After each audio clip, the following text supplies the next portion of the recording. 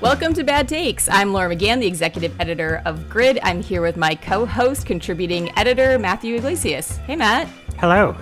So today, I think you've got a bad take for us, right? I do. Well, yeah. Everybody thought this take was bad, so we'll see. I'll discuss my mixed feelings. Okay. So Nate Silver said shortly before Thanksgiving, circa 1950 to 2015, both sidesism was a shitty heuristic, but I've grown less confident since then that the alternatives are better. So this is referring to sort of media coverage, right? And a tendency to be like, Republicans are like this and Democrats are like that, and the wisdom is somewhere in the middle, which is a big kind of trope in post-World War II journalism. Nate Silver used to be very critical of it, and he's saying here that in 2015, he decided that, or I guess the media, since 2015, he feels has moved away from that framework, and he thinks that the new paradigm is even worse than the old one. When I read that take, I thought it was bad. And then I read the vehemence with which other people were denouncing the take. And I sort of think it wasn't that bad. So I don't know. What do you think? Okay. I think that this take, like any great work of art, this is a work of art bad take because of the many layers to it. Yes. I will say, just before I dig in we have a serious philosophical conversation, I like that the take itself was sort of a both sides-ism. Yes. It's a microcosm for the whole thing. I agree. Anyway, so I do want to back up also and define who Nate Silver is. I think a lot of people know who he is, but he's a pollster, stats writer on the internet. He became very big in 2008 using his, would you call it polling average formula? How would we describe it? That he has basically a way of assessing polling and how candidates are doing in various races. And he's become a controversial figure. During 2008, he was a hero to Obama supporters because it appeared that he had predicted a win. But then again, and then over the years, he's become more controversial, and he's saying he's not predicting wins. He's saying, this is the likeliest, these are the probability of various scenarios playing out. I'm not doing a prediction. So anyway, I think it's worth saying that's who he is, but he comments on many things, including the media. Right. So I mean, Nate's sort of original thing, I think probably the best way to think about him is that he's like a guy who's really, really interested in gambling. And he's a great poker player. And 538 publishes lots and lots of statistical models about the likely outcomes of pro sports games, and other kind of high profile sports. People don't argue about it as much. A question like, are the Raiders likely to win on Sunday? But if you check, 538's track record of forecasting the outcomes of sports games is quite good. Right? Which isn't to say that they always pick the right winner, but it's that they are well calibrated. If they say there's a 60% chance of this outcome, it happens about 60% of the time. Which again is to say that if you used 538's sports advice as a guide to your gambling, you would do well if you could find fair odds, which you may not be able to because that's not the way bookies work. By the same token, I think if you look at his political forecasting track records, it is definitely not true that the candidate he says is more likely than not to win, always wins, but the calibration is pretty good. That being said, he's just become more prominent over the years across multiple cycles and launching 538. And like a lot of people, he enjoys sort of weighing in on different stuff that's on his mind. And I would say, notably, he was moderate on the COVID issue over the course of 2020 and 2021 and wound up fighting a fair amount with progressives about COVID restrictions. And that sort of changed people's perception of him, and I think also changed his perception of things. And I think is sort of lurking in the background as he feels that the kind of anti-Trump, media fervor has gone too far. I wanted to raise a really narrow objection to this take. Go ahead. Which is that his periodization is 1950 through 2015 was the time when he was critical of both sidesism. But I actually think that the flaws of the kind of even-handed media narrative were at their most severe in the course of the 2016 campaign. That if you look at like Nate's own take on 2016 from 2017, i.e. like after 2016 had happened, but before he started fighting with people about COVID, I think he made a really good point that in his overview, that you cannot understand the 2016 election unless you understand the obsession that the New York Times and network television news had with the Hillary Clinton email stories, right? And that this played out specifically in the way that it's not that the Times like took a dive for Trump, right? They wrote dozens of stories about dozens of different Trump scandals, but they were committed to sort of equal column inches for our tough reporting on Trump and our tough reporting on Hillary. And so the result of that was that the email story like expanded to fill all of those column inches. While for Trump, it would be like, here he's doing sexual assault. Here he's stiffing his contractors. Here he's lying, right? And it was the clearest actual example I could see of the failure of that paradigm. I think we should back up on the paradigm. So okay, there's two types of both sidesism that we should talk about. So one, you go back to, I would say, late 90s, early aughts coverage of global climate change, right? So you had a lot of outlets that would do, okay, here's research and science, et cetera, telling us that global climate change is real. Humans are contributing to it. And then there would be a quote from some random, group funded by some kind of corporate interest or something behind the scenes saying it's probably not real. And then it gives this sense of who's to say that there was this sort of sense of all, there are two sides. There's a sort of air quote liberal side that was saying global climate change is real, and that was represented by scientists and et cetera. And then there's this other side who doubt climate change. And so that really inspired, I would say, that story itself, even, and I would say the story coverage of Iraq War and coverage of Bush v. Gore inspired really a generation of journalists, kind of us elder millennials who thought this is a problem, that you can't just tell a story and say, here's one side, here's another, shruggy emoji, like who's to say? And I do think that we started to see that change in individual stories in the kind of 2010s, 2015s, where, I think part of it is just that the mainstream media scooped up a lot of the millennial critics are now gone mainstream and have driven that style of coverage in individual stories. What you're talking about, I think, is something that has not resonated or has not sunk in journalism to the same degree, which is that there's a desire in newsrooms to do fair amount of coverage, right? Mm-hmm. Okay, we've done a lot of critical stories on candidate A. We also need to do critical stories on candidate B, that we need to make sure that we are being fair in how critical we are of everyone, because politicians, all should be held to account, and we need to do good accountability journalism. And the problem with that is when you have, like you're pointing out, you've got one person running for Congress running for president who is being accused of various egregious crimes, and then you've got another candidate who is not, and you've got to be air quote fair and cover both parties. And you'll get stories that say it's like John's a Nazi, but Sally was rude to a waiter one time, right? And you're like, okay, right? In Hillary's case, right, in 2016, I think you never got, if I could just like control everyone, there would have been like a huge story one day that was like, Donald Trump talks a lot about Hillary Clinton and her email server.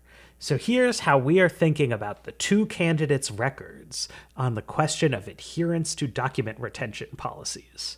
Right. And then like within that document retention policy compliance silo. I think there was a good both sides take that, like, Hillary really did seem to violate the federal document retention guidelines. And also Donald Trump in his businesses was constantly doing that.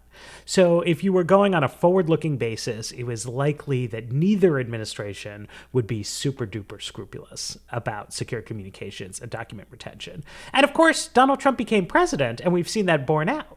That his administration was incredibly sloppy about adherence to these various IT rules, which I don't think is good, but I also don't think is that big of a deal. Like, if I was to list my problems with Donald Trump's administration, the fact that they sometimes inappropriately used WhatsApp for internal communications is not, like, really high on my list of complaints. But with Hillary, it was blown up as if this level of concern was on a par with the criticisms, the claims that were being leveled against Trump, just because, like, structurally, it was sort of placed that way. Like, this was the narrative against Hillary, and that was the narrative against Trump. And it had the result of actually, like, minimizing all of the accusations against Trump because they had to share space with each other. Anyway, I mostly bring this up just to note that happened in 2016. The periodization to say, well, the media changed after 2015, I think it's, like, not really true. Even though the media was quite hard on Trump, they were hard on Trump in the sense of, like, I don't know. I don't know quite how to say it, but they didn't fundamentally break out of the structural equivalence as a kind of a paradigm. And I think to an extent did in the 2020 race, where I kind of see more to this kind of concern. But then also to your point, I think the biggest change, and what Nate was not really grappling with here, was just that the policy reporting, I think, has gotten better over time. There's more of an effort to answer questions. Right. I think if you go back and look, we did this a few years ago. If you go back and look at congressional coverage from Clinton era, right, and you read these stories about what's going on in Congress and bills and things, a lot of that coverage doesn't actually tell you what's in the bill. What yes. is this?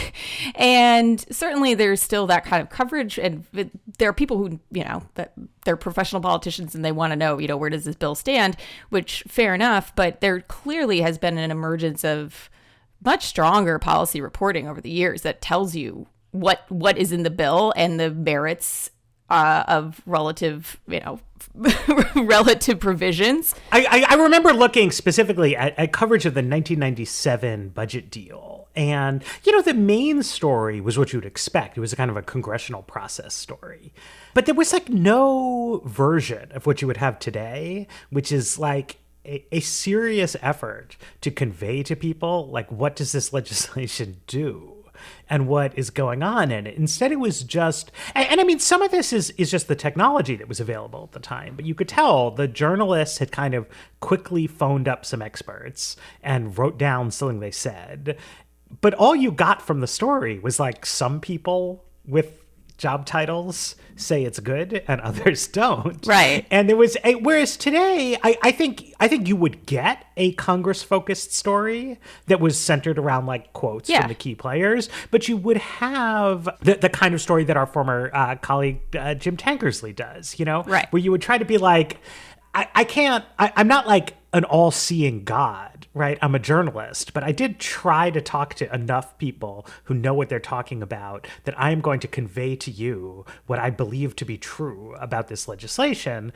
And to me, it can be executed poorly, but it's much better, I think, than not trying. And I would also say, like, Jim is a good example, and there are others too. I mean, Sarah Cliff comes to mind. She covers healthcare now for the New York Times, which is that it doesn't mean you don't represent what both sides think. It's actually very useful. You kind of have to understand what both political sides think and which policies they support. So it's not like saying, okay, we're going to assess this bill and not... We're going to assess the relative arguments being made about a bill. We're not sort of leaving out perspectives. It's just explaining in context what's going on. And that gets to I think there are a couple things that could fall under the Nate Silver take. I have run into this over the years, or especially some younger journalists who, well, not always younger, but worry about air quote kind of amplifying untruths or things that are wrong and wanting to say, well, we shouldn't put that in the story because it's not true. And my point is you should put in the story the full picture, and you can say this is not true. You can say that, whatever the case, that, okay, yeah, well, the death panels are not real or whatever the case. And, this is where that claim comes from. And it's just not, that's a talking point. But I think it's valuable to truly understand what's going on. And I don't know, that's one version of, I think, the both sidesism response gone awry, that not everything needs to be a piece that makes the case for a specific position or a specific bill or whatever the case. It's not everything has to be making the case for a certain side. You can lay out what's going on. Well, and what I also think is true, right, that here's where I have a improved appreciation for the old paradigm to some extent, even though I'm still critical of it, that I've seen, as I've gotten older, as I've tried to be a manager, et cetera, is that it is a higher degree of difficulty to ask the journalist to try to guide you through an issue and tell you what's going on than to just have the person go out and collect quotes. Right? Yeah. Like if you were in a serious way, right? If you were rejecting both sidesism, you were either just asking for shallow propaganda, or if you're serious about it, you're asking for journalists to try to do something that is harder. Right? Right. It is harder. Yes. And they don't always do it. And ironically, at the very moment when this type of critique in the media is sinking in, inside of the industry, the internet is emerging as the dominant platform for news. And so people want their news even faster, and we're asking journalists to do something harder.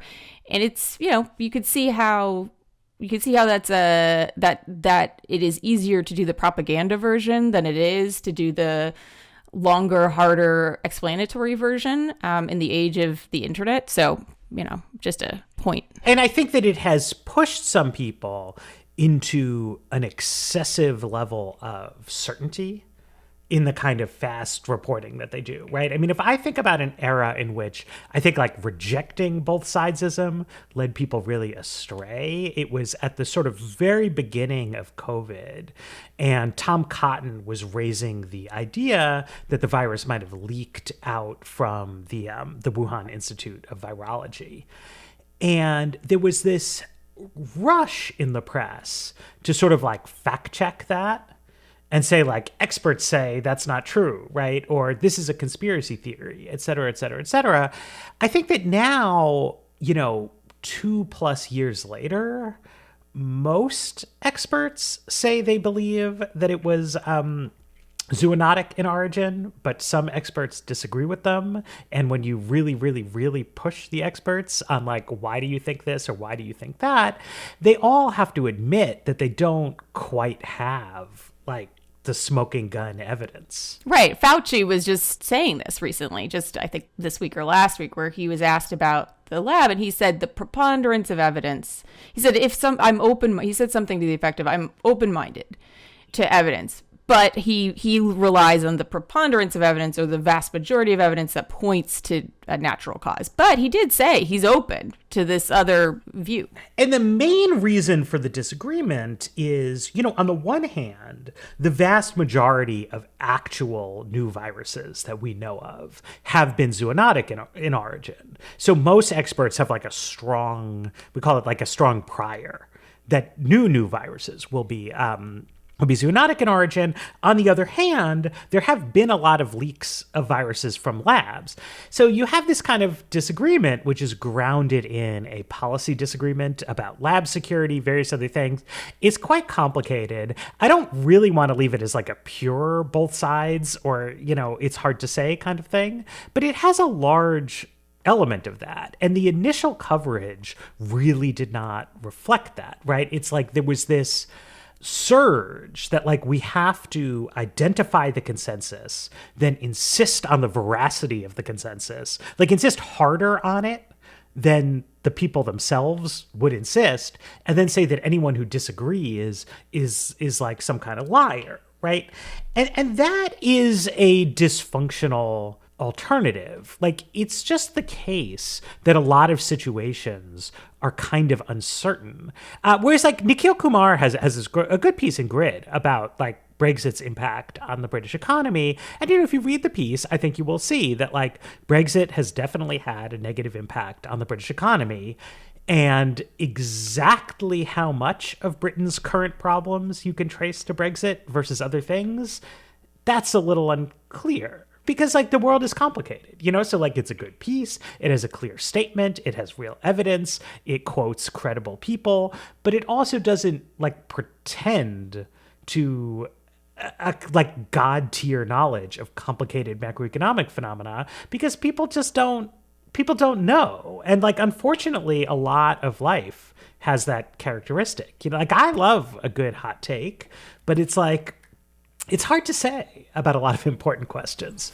Well, I think what you're also describing here is you can do a version of Nikhil's piece where it's, you know, I don't know, liberal Democrats say Brexit was a terrible thing and it was racist. And then other people say, no, that's not true. And you can put it in a sort of left-right framework. Mm-hmm. And that's what happened with the Wuhan lab conversation, where it very quickly went to, you know, Donald Trump is calling this the China virus or whatever the case was at the time, that there was this sort of on the right, that this emerging narrative was the left is saying the right is racist and the right was saying, well, the left is in, you know, this is typical left in denial and, you know, political correctness or whatever. And the fact is the conversation needed to happen totally on different grounds, mm-hmm. which was what is going on with labs in China is really what the conversation needed to be about. And it doesn't really matter what your ideological view on China's role in the world is here, or whether or not you personally have xenophobic views, or none of that really mattered. Like, what you're describing is a story that steps back and says, okay, Tom Cotton is not an expert on this at all. He's throwing this out there. Let's look at the claim itself instead of the motivations for making the claim. And when we talk about both sidesism, part of it is also about, yes, it's about showing a sense of, you know, we cover things fairly or equally.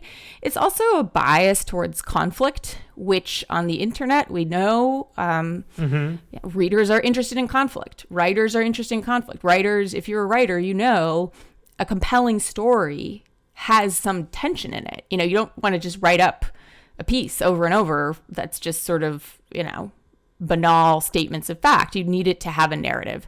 And right-left is both an easy narrative to fall back into, and two, we are a polarized country and it resonates with people, and that's, you know, important to people's identities, a sort of understanding things through I am a person on the left or I am a person on the right. So I think, you know, I kind of went into two kind of points there, which is one, that not everything needs to be in a right-left conversation, and two, it's not a coincidence that that's happening. But I also think that, you know, you made this point at the beginning that like Nate's own tweet has almost like a both sides structure. And that's because the parallelism as a rhetorical construct is just very powerful. Yes. You know what I mean? Like, a normal way to frame ideas is to sort of draw a contrast between two things, to like show how I am structuring the, you know, the intellectual problem space. And then I am situated as either a synthesis of them, right, in the like Hegel-Marx way, or as a compromise between them. So it's very natural to talk in terms of rhetorical parallels, right, that organize the issue space. And then you situate yourself as either between two extremes or as synthesizing two different perspectives. And, you know, setting aside partisan politics, right, I mean, you would talk about the Ukraine war and you would say, look, like, I don't think we need to to give an unlimited amount of support for totally maximal Ukrainian objectives, but I also don't think we should just let Russia conquer the country, right? And that's just like me trying to situate myself as like a sensible person, right? And it's the normal way, like parents, right? Like, I don't let my kid just play on his iPad 24 hours a day, but I'm also not an anti-screen time extremist. And then like I explain more about like what our family's rules are and how we think about things. It would be really challenging actually to go through life without ever relying on those kind of parallelisms and rhetorical sortings. What's interesting about the United States is that we have this two-party political competition. Like in lots of countries, in Germany, they have, I think, 6 parties in parliament. So you can both have your, on the one hand, on the other hand, rhetorical constructs. And then separate from that, you have a kind of partisan dialogue. In the United States, it's easy to kind of fall into using where the two parties are as those kind of like 2 bars that you structure your narrative about, when, there can be subjects where like both parties' ideas are wrong, where one is correct and one is mistaken, and there's all kinds of non-equivalences. I still do think it's fundamentally interesting. Like I'm midway through working on peace and like it's about climate change, and I'm saying like some people's views are too left-wing and other people's views are too right-wing. It doesn't accord exactly with where the partisan divide is, but it's just like a pretty normal way to talk about things that I think would be hard to do without, which is different. I guess just different from saying like, look, like, yes, you shouldn't just posit partisan equivalence as like a transcendental fact of life. But people can go too far. I think a little bit of both sidesism is indispensable, as I just did there. Yeah. I mean, people who don't draw contrasts and just say things are, one, annoying sometimes because they just seem like evasive, right? Like, what do you really think? They come across as evasive.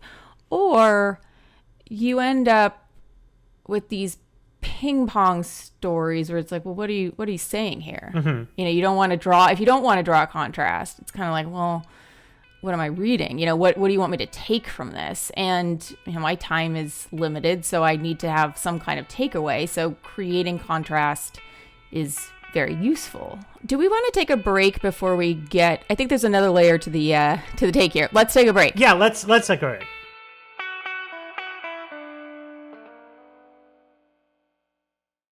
Okay, so what I think, though, the best version of Nate's take, or if I could amend it and change the timeline somewhat, I think that when Trump came along, he lied a lot. And there was a lot of pressure on people to sort of say clearly, like, Trump is lying.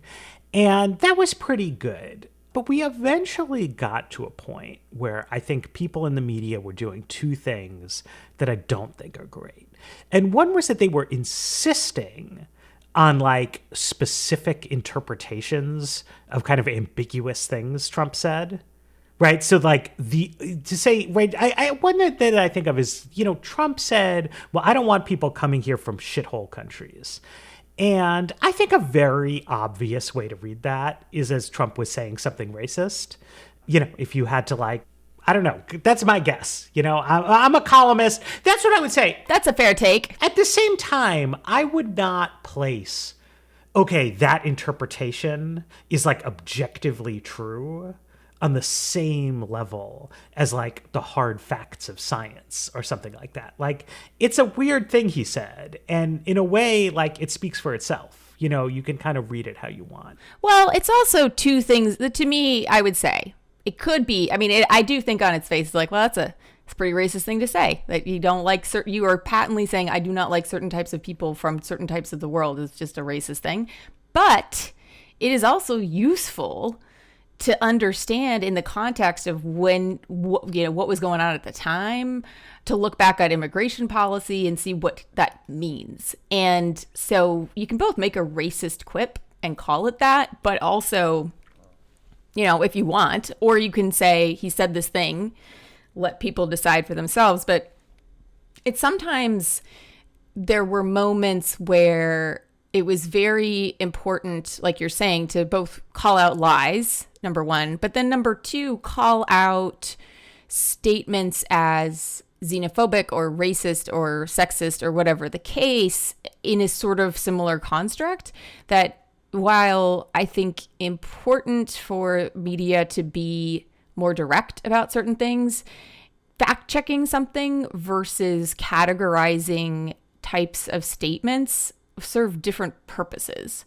And that's sort of what I think Nate was groping towards. To me, at least, a lot of this stuff in the Trump era started smacking of like, I don't know, like complaining to the RA or to the like the referee or something, right? Like people were trying to get the media to like definitively rule that like Trump was a bad racist, and like as if like therefore that would make him go away.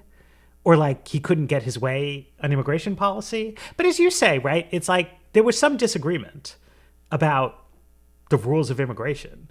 And Trump said what he said, and he was motivated by whatever he was motivated by. But like the fact is like countries make rules about immigration, and people have preferences about it, and their preferences are what they are, and you can bargain or not, or you can win elections or not. But you can't just like put in a headline like it's officially racist to not want to have refugees, and then therefore more refugees come. You know, like it's just politics kind of continues. But I want to say the other thing that started to get me down is I think that people started to feel increasing pressure, not to like pursue the truth vigorously, but actually to suppress dissonant factual information. Yes. Okay. This is of a kind of moral clarity. Yeah. That's where, I would not put this in 2015. I would put it as a 2019 or 2020 phenomenon. But like, I mean, I guess to just say it, like when people started talking about defunding the police in the spring and summer of 2020, I think that a lot of people, policy journalists who are very, kind of normal workaday wonky people started displaying a remarkable incuriosity about the empirical literature on police staffing levels and crime rates, and about actual budgetary facts in cities. Like lots of people were just saying that America spends more money on police than it does on schools, or that, we could like have this great welfare state if we didn't have all these cops.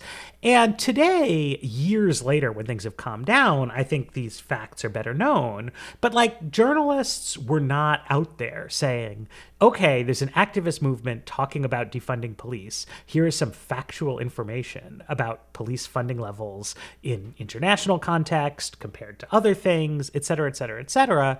Because the cause that people were marching for, right? Like the cause that police violence is bad, that misconduct is bad, that racism is bad, those all seemed like worthy causes. And so it's like, well, it would be bad to pick a fight with the activists or to do both sides. On the one hand, you have, right. a cop murdering a guy, but on the other hand, this activist slogan isn't really accurate. But at that point, you have taken anti-both sidesism to the point where you're now completely setting aside the original imperative, which is that journalism needs to be on some level about the truth. Right.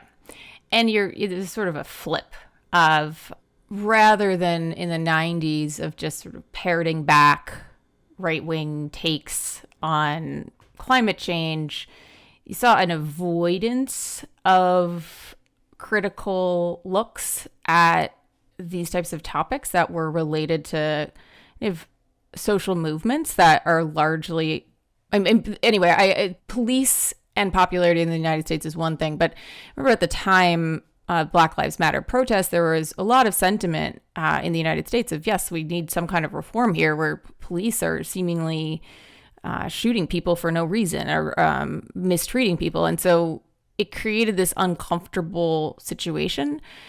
I think it was true with COVID as well, where there were moments where I remember one question that came up during the Black Lives Matter movement was, what do we know about protests and the spread of COVID? There was one piece I thought was pretty good. I think it was Dan Diamond did it in Politico, and it became very controversial that he did it because he talked to a bunch of kind of virologists who were saying, what they thought or what we knew about being outdoors and the spread of COVID.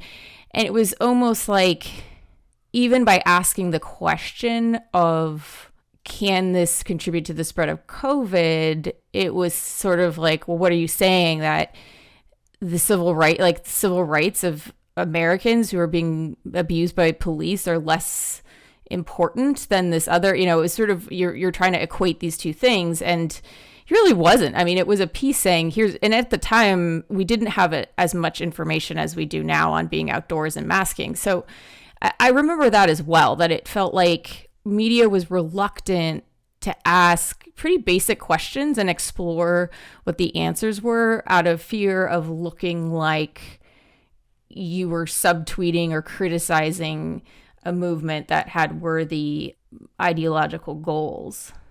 Right. And I think that it's important because it really was a kind of going all the way through the looking glass kind of thing, right? From starting at a point where, okay, the media is like by definition neutral, so we have to be agnostic about the facts, to a world where it's like, look, the media is picking who are the good guys and who are the bad guys, and then we need to be sort of supportive of the good causes rather than giving succor to the bad causes. And frankly, I just it's bad, and it has created a lot of slightly shallow propaganda, a lot of people dodging like the toughest and most interesting questions, because tough questions, they're hard to answer. And, I think that it's become a serious problem in the world, and especially was a really big problem during the second half of Trump's presidency, where there was a real sense of crisis, in the country, in a lot of people's minds. And it has, among other things, undermined the efficacy of just actual reporting. Sometimes what can be very damning is just, it turns out Herschel Walker doesn't live in Georgia, is claiming tax exemptions he's not eligible for, is paying for secret abortions, et cetera, et cetera, et cetera. And at times like that, you want the press to seem credible to as many people as possible, which means you want to be able to say that, you call it like it is, you pursue the truth, without prejudice or favor, et cetera, et cetera, et cetera.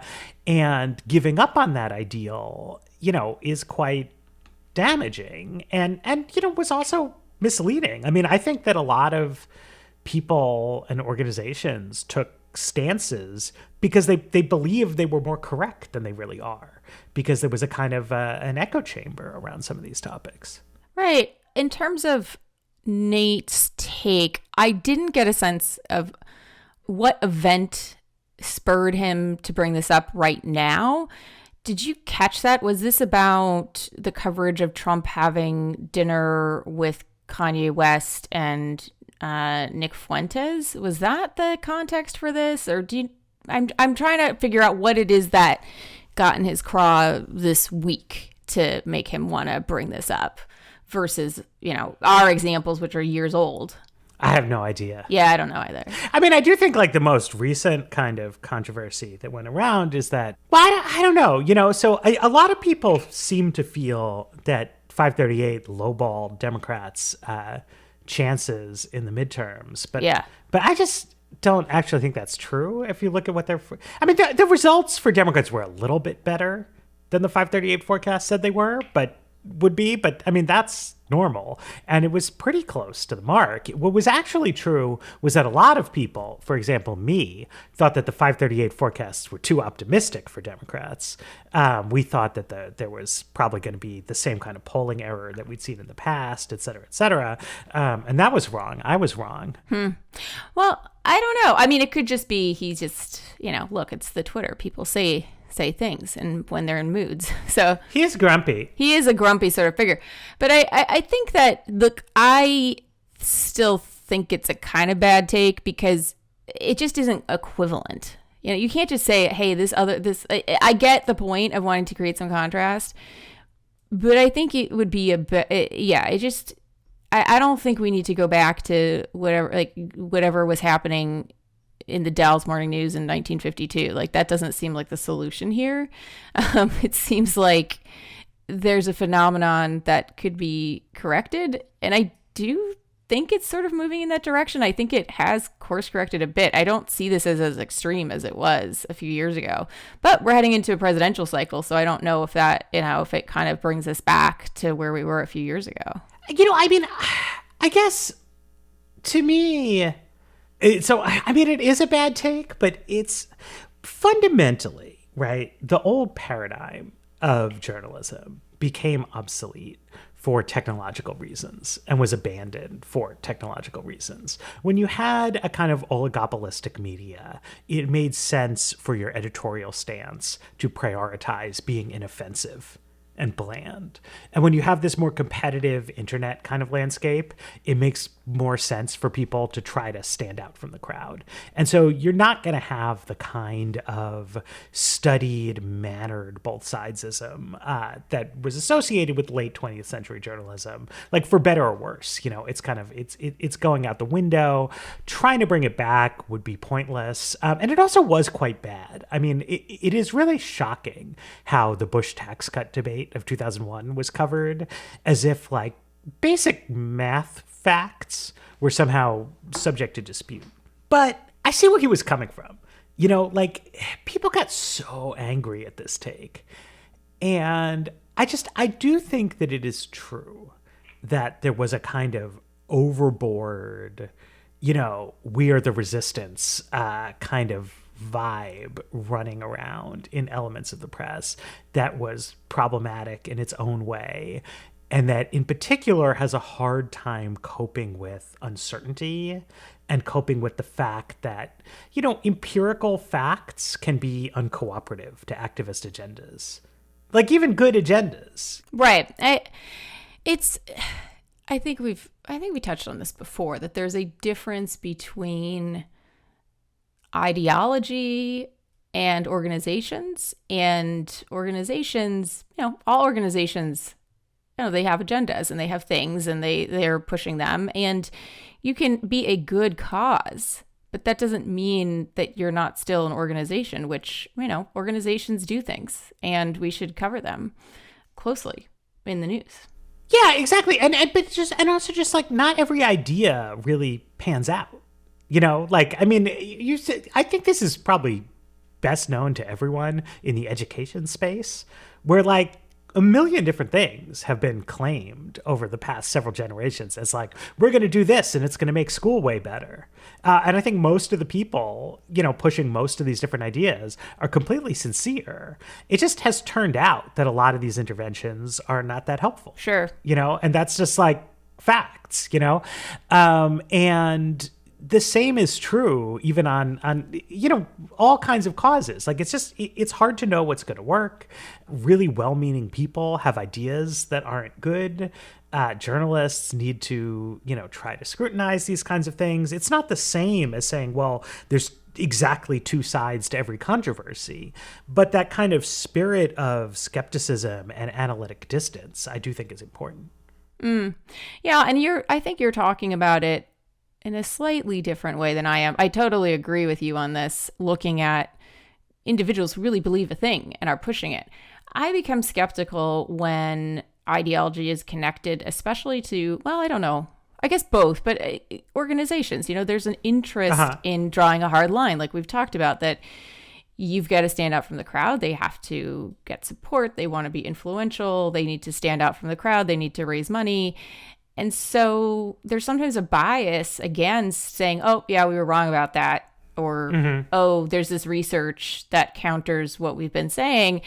And institutions all do the same things to protect themselves by and large. So I think that is a related point, that I don't think journalists should set aside how we cover institutions just because the heart of people who support the institution are in the right place or some such, because it's just there are whole sets of motivating factors there that are different than just ideologically believing something.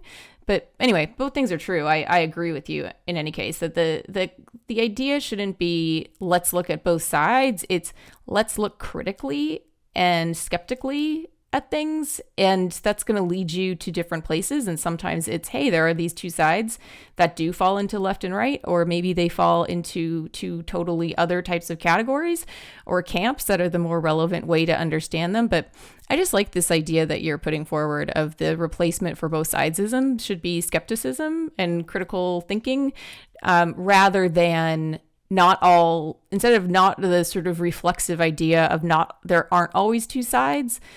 It should be more, we should look skeptically. Like it should be just an entirely different framework rather than being derivative of the old framework. Rigor, not one-sidedness. Okay, so that's my sort of both sides take on this take, both sides. It was a kind of bad take, not the worst take, but not a great take. Yeah, I mean, there are problems in media always. I still call it a bad take because we didn't really get into this, but people who are nostalgic for like, anytime you're like, well, things were better in the past, it's like things are never better in the past. Things are always worse. So that's my feeling. No, I think things actually reached their peak when I was 27, and it's all been downhill from there.